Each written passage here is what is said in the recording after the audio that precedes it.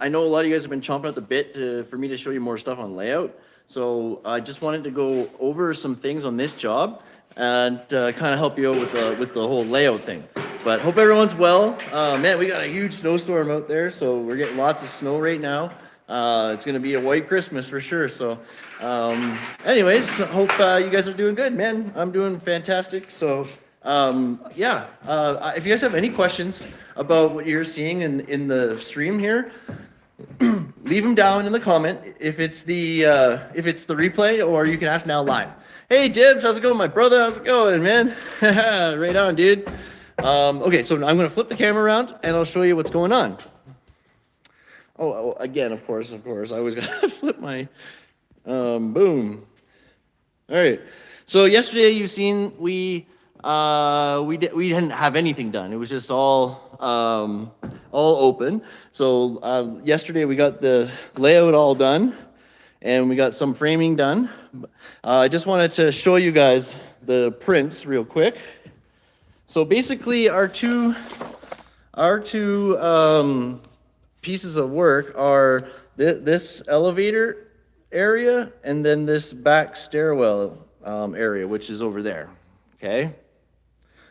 And then you can see this is the second floor. So we're gonna build a wall here with a door in it, and we're building a wall here. And then down on the main floor, there's some details right here. So this is the main floor here. It's showing a wall, which it sort of is. It goes like, I'll show you downstairs where it goes. But up here, we're building a full wall here and a full wall here. Yeah, this is the main floor. Like, I mean, it's gonna go like a full wall up to a certain point, and then we're gonna have a soffit here with like a bulkhead. Oh, nice! I just got some really good news. And so let me show you the last detail here. All right, so this opening is for a future elevator. Okay, so all we're doing at the moment is framing this wall, and this wall. Okay, or fixing this wall. We're not going to build the actual elevator walls, because if they, like, how do they know it? Like, if it's 2 years from now that they won't need more 2 inches or something, you know? Like, so what I did is I'll show you this right here. Hey, me again, Dave. Thank you very much for that. Yeah. So I stopped the track. Right, I stopped the track. So if they do want an opening here, then all they have to do is take this part of the track out. Okay, I stopped it on both sides, right? So that's for that opening. They can easily take that out at a future date. And then, of course, the top track runs straight through, okay? Because it'll be a header across that opening, right? I don't know if I like it yet. That's awesome. Right on, Dibs. So we just got the channel. All right, so we are going to put channel in because all this gets insulated. But anyways, so this wall here needs plywood. Okay, plywood. So we basically just lasered straight down, lasered the beam down, okay, and came as flush to that as we could. And we're going to insulate that beam too before we put the plywood on. So plywood, and then it's gonna get 2 layers of 5/8 down there and just 1 up here. But because of the plywood is the whole thing, the bottom is gonna be out 5/8. So we're not gonna line up. It's not gonna be flush, okay? So a lot of guys, like if you say missed the plywood detail, right, which my project manager missed, and I was looking at the drawings and I told him it needed plywood. So anyways, you would have set this bottom 6-inch wall back 5/8, right? So it would have been straight up and down on the finished layer, okay? So the 3 5/8 at the top, is flush to the steel, and at the bottom again, you would set it back 5/8 so that you could do 1 layer, and then the second layer would come straight up. But because we need a straight up with plywood for first layer, there's gonna be a joint, like a 5/8, overlap there. But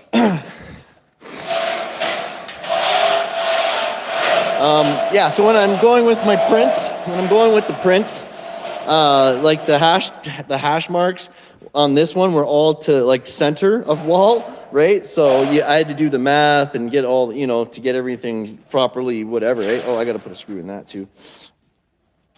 RFI, yeah, RFI. Oh no, that happens all the time, Dibs. I'm really thorough with my knowledge of like the drawings and specifications. I'm very thorough, so I already know what to look for in everything. So it's good to have multiple eyes on that kind of stuff. So now in this situation here, guys, this beam itself needs 2 layers of drywall. But the 3 5/8 wall here, and that goes down there as well, only needs 1 layer. So I'm gonna shoot angle flush to the steel, okay? Shoot angle, and I'm gonna put the 1 layer, 5/8, it's gonna come out. So this steel comes out 5/8, okay? Past this angle here, it comes out 5/8. And down there as well, the wall comes out 5/8, okay? So when I put the first layer of drywall on the beam, then it'll be straight, flush, okay? The last layer will come straight up.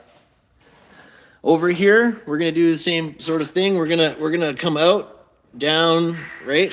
We're gonna come out and down and in. We'll shoot angle in here and in there, okay? And return it in as well to the wall with 2 layers of 5/8 for the beam. Okay, and we'll build a thing over there as well, you'll see. But yeah, so there's no door measurement for the door on this detail, but it's a standard door, like a steel frame. So we go 40/4 on the door, double stud, okay? So that's why I got 2 X's, right, for double stud. And whenever they don't give you a measurement, like say on your corner here, okay, you're gonna come in like 5 inches from here or whatever, okay, for 2 studs, 1.5 inches, plus a floater stud to put the board in and tie in here, okay. You're gonna need a 5/8 space, okay, to get that board in, okay. So yeah, that's how that works, right? And then the track will overlap underneath, right? But we're gonna cut this track so that this track comes straight in, and then our end stud finishes here, okay? And it'll be flat out this way. But yeah, so it's kind of funny. So because the ladder is here, I wanted to get the layout done. I just I marked it down there and marked down here, and then I shot my line laser across, used my speed square to mark down on either side of the ladder, and we could snap our lines. So that's how how I got those lines like that. I marked down there, right, at one end, and then I marked at this end, and yeah, used my line laser and used my speed square to mark the lines down so I could snap them here. So basically, most of the time you want 5 feet, right? You always want to have 5 feet between the wall and the stairs. All right, that's pretty standard. So double check your measurements. Okay, so yeah, this ladder they're using temporarily to hold the stairs up, but this ladder is going for the roof access. It's for the roof access up here, right? So this wall, right? This wall right here, okay? The ladder will go on, okay? So that's another thing you can check. You see how far out You see how far out the ladder comes from the wall? Okay, right? You want to make sure that it's going to be in a sufficient area, right? Which I did, okay, for my layout. That top track is old, it's going to come out, okay? All that track might be in my way, so all of this track will come out. I'm going to be building proper clips, okay? I'm going to be building proper clips for the top track over here, and I'll be doing that today. So I'll show you how to do those, okay, the clips, because actually a lot of guys have been asking me about the Q deck and how to track it out, Q deck when it's going this way like that. You just build clips, right? So I'll show you guys how I build the clips. And then yeah, we'll take a walk downstairs. Hey Sammy, how's it going, my man? Sammy, dude, you would never believe what I bought yesterday. I got two gimbals. So I got the Mavic, or the what is it called?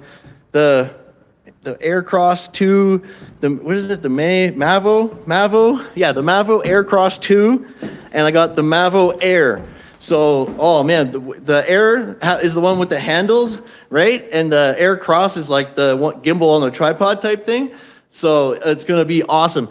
I saved over $1,000 on my order through Vistec. It was like a flash sale. I got an email and I bought it on the spot. And then I also got the thumbstick controller for the Air, which is $250 value, but I got it for $40. And then so in total I spent, it was like 260 plus 160 plus 40. So almost like under $500. I got two gimbals for my pocket camera. It's crazy, right? Oh man, I'm so happy. One of them isn't going to come until February though, so I'm a little choked about that. Anyways, so you can see the plane is flush. Okay, we just lasered it down with my plumb laser. Hey, I just made little marks, right, and circled it with the plumb laser, and then I snapped my line. That's my front line. Because this is 6-inch down here, right? I'm just going back 6 inches. And this is a structural flange, right, on these studs. Nothing here right now, but I'm sure there will be more stuff going on there. So basically what they're doing here is they're separating the space into two units, one upstairs and one downstairs.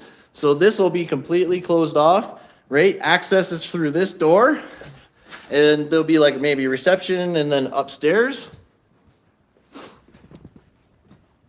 And using that ladder to hold up the stairs looks a little dodgy. Yeah, it's perfectly normal, yeah. So there's the second door for this unit, the main floor unit. And then this stairwell here, we're going to be closing off because it's for the fire escape, basically, like the back door fire escape for the upstairs unit. You can see it laid out on the ground, guys. So there's going to be a wall coming across here, okay? And then we're gonna bulkhead this part and soffit that part. So you'll see that. And then this is a full height wall. You see the full height wall all the way to that beam.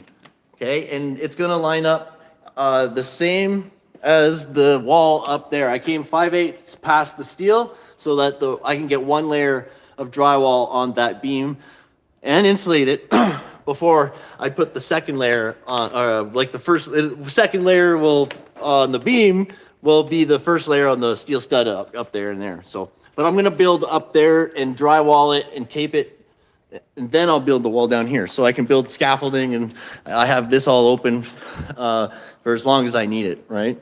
So yeah, man, anyone have any questions about layout or anything at all? Let me know, man, let me know. I wish I could have gone into more detail, but these drawings are so tiny. It was hard enough for me to see them, guys. But if I go, just to show you guys, so all your wall types, right, you are on this right here. So partition types, right here, those are your wall types, right there. You can see like P4, P1, P2, P whatever, right? So I'll get a little close up on that. Okay, and so and then when you see on the drawing, this is a detail right here. So this is detail 2 on page A103, right? These blow ups, these circled right here, those tell you that there's a detail, okay, for that area. But yeah, pretty straightforward. And then so yeah, and then you see, so this is those details, the bubbles, right? And then when you see these symbols here, means there's a cut through. Okay, so basically what that is kind of picture it as an eyeball. Think of it as an eyeball and looking this way, okay? And it's going to give you a number which will lead you to this cut through. That's what it will look like at the end, right? So it's simple as that. Yeah, and you can tell because the main floor it doesn't, like, it just shows a wall here, right? It doesn't give you any ceiling type or anything like that. So yeah, this is where your soffit will be here, okay? And there'll be a little bit of a bulkhead at to cover this beam. And that's that, dudes. It's a little bit of a lesson. Also, too, when you're doing walls like this, okay, you notice that my studs are lining up. All right, always make your studs line up, because if you don't, it's a real pain in the butt, guys. So yeah, make your studs line up.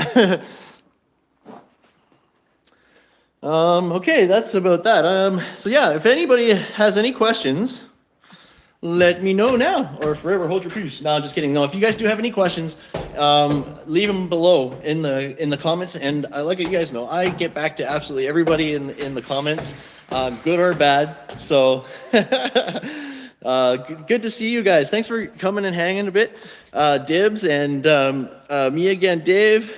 Hold on here. I gotta pull up your. Oh, hey Chris. On a deeper topic, how concerned are you about central? Well, the only thing that concerns me about that is that I want to make the only thing that concerns me about people coming from other countries into our country to work is this. The companies have to pay them fairly, okay? The companies have to make sure they're not undercutting everyone else to pay them less, okay? They need to be paid the same and they as long as they're not driving rates down, which they are, I'm fine. I'm perfectly fine with it. It's the fact that the rates are being driven down by this migration is really burning my ass. It's not their fault. It's the company's fault for being cheaters and scumbags, paying them less. All right, and bidding jobs knowing that they can pay them less. You know, that's what pisses me off. Okay, they're being taken advantage of and stuff like that. So yeah, don't blame them. Blame the companies. It's like, yeah, you can't. Everyone has to work. Everyone has a right to work and feed their families. So it's not them at all. Don't blame them at all. It's the companies. They're cheaters, and they need to pay them fair. That's all. So yeah, that's my thought. But guys, thank you guys. Oh, and Sammy too. Good stuff, buddy. I'll see you guys soon. I'll give you guys another update tomorrow. Bye for now, everyone.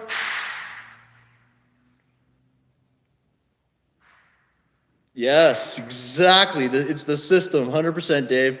That's 100%. Merry Christmas, buddy. Nice.